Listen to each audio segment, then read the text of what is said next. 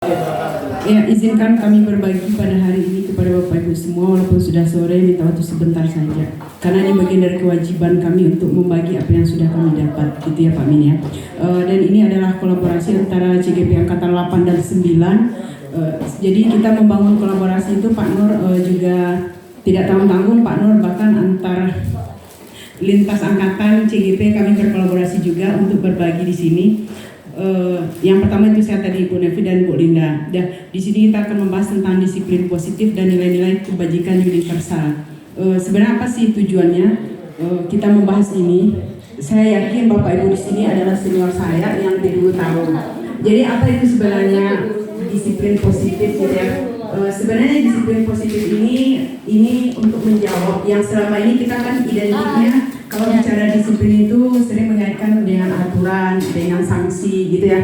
Jadi disiplin positif ini bertujuan untuk membentuk karakter murid, di mana murid itu akan berdisiplin.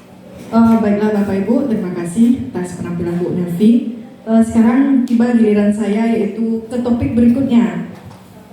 Perkenalkan saya Sri Gus Novalinda dari CGP Angkatan 9 SMK 1 Sungai Rumbai, Kabupaten Dharmasraya. Izin berbicara para sesepuh sebelum saya, CGP Angkatan 6, Bu Usni, Pak Min, Pak Nur, Bu Desi. Mudah-mudahan Bapak Ibu setelah saya ini Angkatan 11 lagi ya Bu Des sama Bu Geyen. Baiklah, topik berikutnya adalah kebutuhan dasar manusia dan dunia berkualitas. Ya, kita tahu bahwasanya kita sebagai manusia itu punya kebutuhan dasar. Yang pertama kebutuhan bertahan hidup, yaitu pasti. Yang kedua kasih sayang dan rasa diterima. Ya, tidak ada rasanya manusia ini tidak ada kebutuhan untuk rasa dikasihi, rasa diterima. Kemudian kebutuhan dasar berikutnya adalah penguasaan atau kebutuhan pengakuan atas kemampuan. Yang berikutnya kebebasan. Yang berikutnya adalah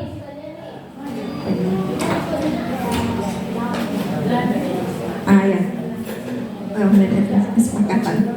Baiklah Bapak Ibu, topik berikutnya restitusi 5 posisi kontrol. Ini yang selama ini kadang kita tidak sadar bagaimana sih kita ini bersikap kepada murid-murid kita. Yang pertama kita kenali dulu restitusi 5 posisi kontrol ini. Kita sebagai penghukum. Ini seorang penghukum bisa menggunakan hukuman fisik atau verbal. Sering kita lakukan terkadang kesalahan ini di hadapan murid kita, seperti kata-kata seperti ini, patuhi aturan saya atau awas, atau seperti itu. Kemudian kamu selalu saja salah. Kata-kata seperti ini berarti kita sebagai pendidik adalah sebagai penghukum. Berikutnya Bu, ya yang kedua, 5 posisi kontrol berikutnya adalah seorang guru pembuat merasa bersalah. Pada posisi ini biasanya guru akan bersuara lebih lembut. Contohnya kata-katanya seperti ini. Ibu sangat kecewa sekali dengan kamu. Pasti kita telah pernah merasakan seperti ini, melakukan hal ini kepada murid-murid kita. Kemudian ada juga kata-katanya seperti ini. Berapa kali Bapak harus memberitahu kamu ya? Gimana coba kalau orang tua kamu tahu kamu berbuat begini? Sering sekali. Berarti posisi seperti ini kita berada pada posisi pembuat merasa bersalah. Berikutnya, ini posisi teman. Guru pada posisi ini tidak akan menyakiti murid, namun akan tetap berupaya mengontrol murid melalui persuasi. Contoh kata-katanya, ayo bantulah demi Bapak ya. Ayo ingat tidak bantuan Bapak selama ini. Sering juga terkadang kita seperti itu di hadapan murid-murid kita.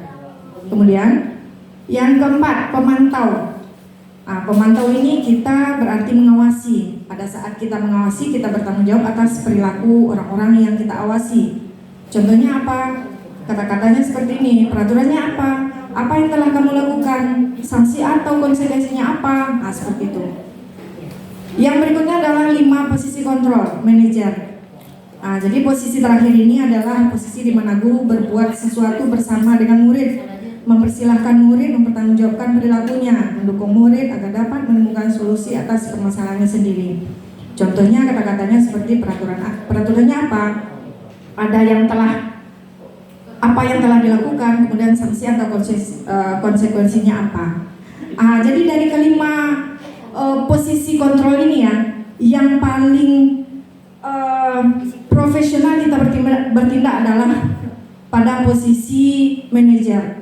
Jadi yang keempat-empatnya itu sebenarnya sudah pernah kita lalui juga sampai yang kelima ini ya. Cuman inilah posisi yang rasanya dirasa paling ideal, karena mengajak anak untuk mencari solusi bersama, kemudian mengingatkan lagi apa konsekuensi atau kesepakatan yang telah pernah kita perbuat.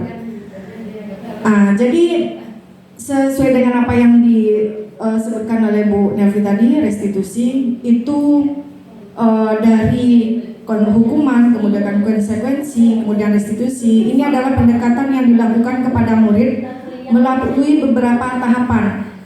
Tahapan itu ada 3. Yang pertama, menstabilkan identitas. Yang kedua, validasi merasa bersalah ya. Yang ketiga, mencarikan keyakinannya.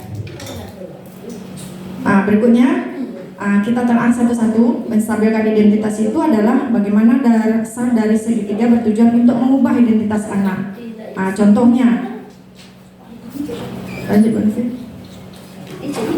Ini berbuat salah itu tidak apa-apa. Ini ungkapan kata-katanya. Kemudian tidak ada manusia yang sempurna. Ketika kita melakukan pendekatan restitusi ini terhadap permasalahan anak, jadi tahapan validasi identitas ini seperti inilah kata-katanya.